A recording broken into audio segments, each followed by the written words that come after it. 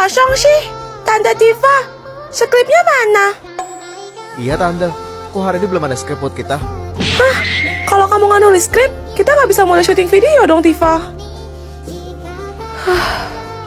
Lo kenapa galau? Sembelit ya? Enak aja, aku tuh lagi sedih tahu. Sedih kenapa, Tifa? Bilang sama aku, apa mana yang menyakitimu? Curhat dikit boleh gak sih? Nih, kalian lihat sendiri aja. Mana? Hah? Jadi yang nonton kita sebanyak ini? Tapi kok mereka nggak subscribe sih? Subscribe Cello, subscribe. Padahal tinggal pencet tombol subscribe aja, dan itu kan gratis. Wajar nggak sih? Aku merasa drop, lemes, capek banget aku tuh. Padahal aku udah nambahin konten. Dari 3 jadi 4 video tiap hari demi kalian. Tapi Persentasenya terlalu jauh guys. Kalian bisa lihat sendiri, yang nge-subscribe tuh cuma 36,9%. Sedangkan yang belum subscribe tuh 63,1%. Jujur, kalau ngeliat data angka real gini, rasanya males. Kayak ditampar kenyataan.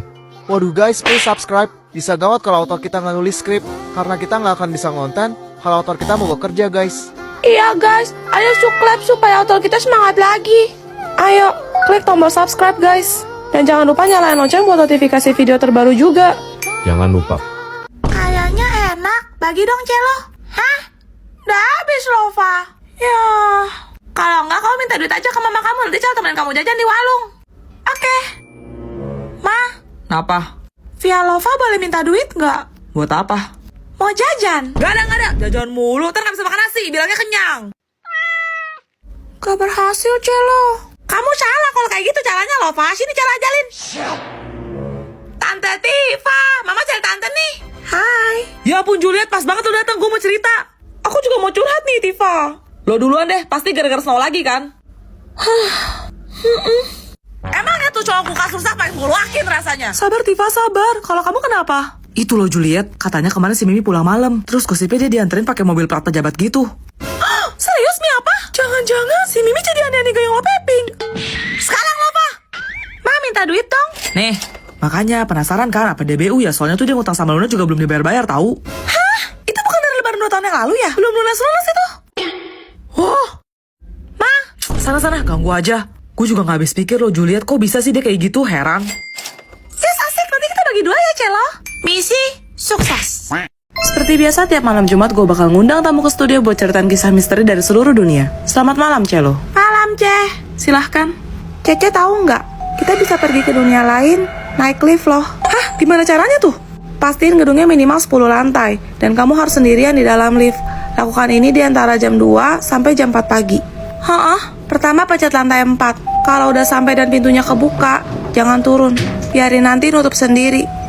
Lanjut ke lantai 2, habis itu ke lantai 6, lalu turun lagi ke lantai 2. Terus, di tahap ini biasanya mulai ada gangguan, kayak suara-suara aneh gitu, Ceh. Abaikan aja. Merinding. Lanjut ke lantai 10. Pokoknya, selama ritual ini berlangsung, jangan keluar dari lift ya. Habis itu turun ke lantai 5. Di sini, bakal ada cewek yang masuk. Tapi inget, jangan interaksi apapun sama dia, karena dia itu bukan manusia. Matang. Terakhir, pencet tombol lantai 1. Apabila ini berhasil, maka lift akan otomatis naik ke lantai 10 tanpa kita pencet tombol apapun. Serius? Saat pintu liftnya terbuka, silahkan keluar karena sudah sampai di tujuan Anda, di mana Anda sudah bukan berada di dunia manusia lagi. Gimana? Ada yang berani coba nggak guys? Tapi resiko ditanggung sendiri ya. Gak terasa bentar lagi prom night. Kok baju apa nanti, Ser? Gak tahu, terserah. Aku gak pernah ikut acara ginian, Bamon. Kalau ke undangan pun paling aku pakai baju mamaku aja. Nah tuh, bisa lah tuh kau pinjam baju mamamu buat prom night. Banyak aja kan dress mamamu. Oh ya pernah kami pakai dress, Loh terus, itu ke undangan pakai apa? pakai jas. Lah, jadi gimana, Ser? Ya nggak tahu. Kau mending ikut aku aja deh cari baju. Nanti gue jemput pokoknya. Wah boleh tuh. Kapan? Besok sore lah ya. Ma, aku mau jalan sama Monica dulu ya. Mau kemana? Ke toko baju, beli baju buat prom night. Ya ampun, anakku mau beli baju. Pa, lihat, anak kita mau beli baju. Nih. Beli yang banyak, yang cantik-cantik ya. Ya guys, kita berburu baju. Ya, sebenarnya aku kurang ngerti. Jadi mohon bantuannya Yang Mulia Kanjeng Tuan Putri Monica. Kanan apa kiri yang bagus? Ini kita mau prom night atau hadir acara awards ya? Kayak heboh banget, heran. Cepat, kanan apa kiri?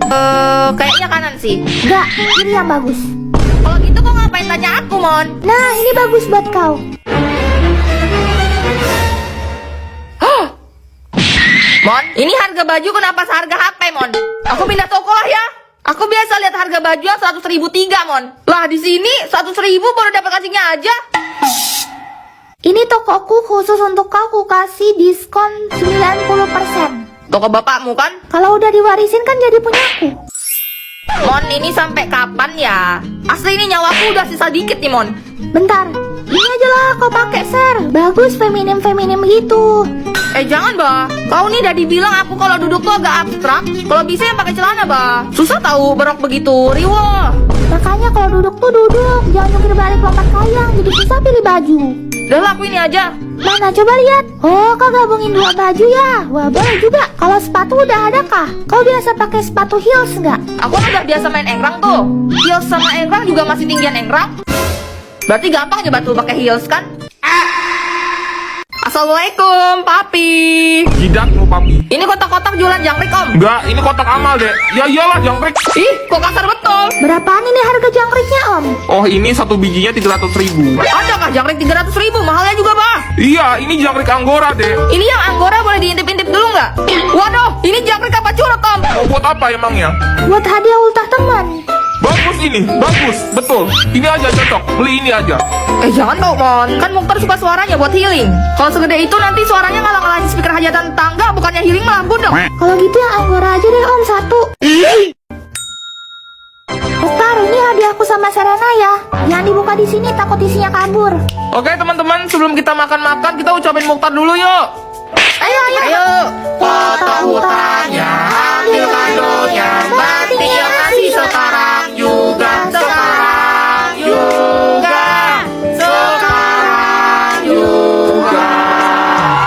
Pelajaran kita sudah selesai, kalian boleh pulang. Maunya juga gitu, tapi di luar hujan, Bu. Takut amat, kayak bisa berubah jadi mermaid aja kalau kena air. Iya dong, jadi Ariel biar bisa dekat sama pangeran ganteng. Kamu tahu nggak, kisah asli Ariel tidak seindah dongengnya. Masa sih, Bu? The Little Mermaid diangkat dari novel karangan Hans Christian Andersen pada tahun 1836. Dalam versi aslinya, Ariel bernama Putri Marina. Diceritakan Putri Marina menyelamatkan seorang pangeran yang kapalnya karam oleh badai. Iya. Dia jatuh cinta pada pangeran yang tampan dan ingin hidup di darat. Jadi dia pergi ke penyihir laut untuk membuat kesepakatan. Marina pun menukarkan suaranya dengan kaki. Lalu penyihir memberi syarat. Apabila dalam waktu 3 hari Marina tidak dapat membuat pangeran menciumnya dengan tulus, maka ia akan hilang, berubah menjadi gelembung di lautan. Terus, Setelah itu, Marina memang mempunyai kaki. Tapi ketika ia berjalan, telapaknya terasa sangat sakit, seperti disayat hingga berdarah. Ia juga dibekali pisau belati, yang ia sembunyikan baik-baik di balik rambutnya. buat apa? Kalau ada yang mengetahui identitasnya, demi keamanan bangsa lautan, dia harus melenyapkan orang itu. Hah? Tapi selama di daratan, Marina tidak dapat berbicara. Pangeran pun salah sangka kalau yang menyelamatkan nyawanya adalah putri dari kerajaan seberang dan memutuskan untuk menikah dengan putri tersebut. Sedih banget. Akhirnya, waktu Marina pun habis. Marina yang patah hati mengambil belati, lalu mengakhiri hidupnya sendiri. Kemudian berubah menjadi gelembung di lautan. Mirisnya, sang pangeran baru mengetahui semua kebenaran tentang Marina setelah Marina pergi untuk selama-lamanya. Ternyata gelap banget. Pelajaran kita sudah selesai, apa ada pertanyaan? Bu, tahu Thomas gak? Temannya Jerry. Ih, bukan. Itu kartun kereta lucu tahu. Kalian tahu nggak? Kartun Thomas itu menyimpan kisah yang benar-benar mengerikan. Serius, Bu. Thomas merupakan kereta uap yang diciptakan di Pulau Sodor pada tahun 1915, tepat ketika Perang Dunia Pertama berlangsung. Hah? Penggambaran cerita Thomas menunjukkan sisi gelap perbudakan yang terjadi di masa itu. Masa sih? Dalam episode yang berjudul Cerita Sedih Henry, saat ia sudah tidak bisa bekerja lagi dan dirasa tidak berguna, Sang Totem, sang pemimpin stasiun, dengan keji mengubur Henry hidup-hidup. Ia menutup jalan keluar rel menggunakan batu bata. Ih, jahat banget. Yang lebih menyeramkan lagi, ada teori yang mengatakan bahwa sebenarnya Sang Totem adalah ilmuwan dari militer Inggris Raya yang menjadi gila pasca Perang Dunia. Maksudnya? Sang Totem diam-diam melakukan penelitian uji coba rahasia di laboratorium bawah tanah. Dia memodifikasi kereta uap, lalu menggabungkannya dengan anggota tubuh manusia yang masih hidup. Itulah alasannya mengapa Thomas memiliki wajah manusia yang berwarna abu-abu pucat. Jangan-jangan itu karena jasadnya yang terinfeksi setelah dipotong-potong dan mulai membusuk. Pantas saja bisa berekspresi kayak manusia. Ternyata...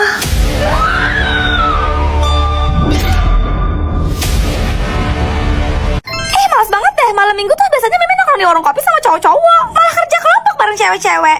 Hah, kalau bukan karena anggota kelompok yang dipilih sama Bu Guru, gue juga ogah. Kalian mau dengar cerita terowongan Casablanca? Boleh? Apa cuma Mimi ya satu-satunya cewek yang suka cerita horor? Ya nggak heran sih, lo kan siluman ubur-ubur, sebangsa lah sama setan. Enak aja. Terowongan Casablanca dibangun pada tahun 1991 dan selesai pada tahun 1993. Terowongan ini dibangun di atas lahan kuburan TPU Menteng Pulo. Hah?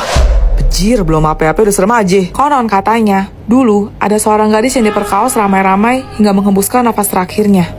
Kemudian jasadnya dibuang begitu saja di area yang sekarang kini telah menjadi terowongan Casablanca. Mimin takut. Lo lebih nakutin sih. Ditambah lagi beberapa tahun kemudian, seorang pria mengakhiri hidupnya di terowongan ini dengan mengikat lehernya menggunakan spanduk. Merinding Mimin tuh. Diam! Sosok penunggu terowongan Casablanca ini sering menampakkan diri dan menyebabkan kecelakaan. Sehingga ada mitos, di mana kendaraan yang melewati terowongan Casablanca, khususnya malam hari, wajib membunyikan klakson sebanyak 3 kali sebagai tanda permisi jika ingin selamat. Hah? Ada bel, bentar ya, gue buka pintu dulu. Tiba jangan tinggalin Mimi, ayo Juliet.